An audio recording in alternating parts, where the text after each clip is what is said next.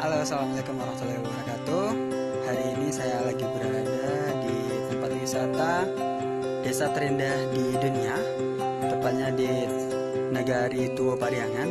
Dan sekarang saya lagi berada di Puncak Mortir, yang mana di sini adalah puncaknya di Kota Tuwo, Nagari Tuwo Pariangan. Nah, Anda bisa lihat di belakang background saya itu betapa indahnya keindahan alam di sekeliling ini.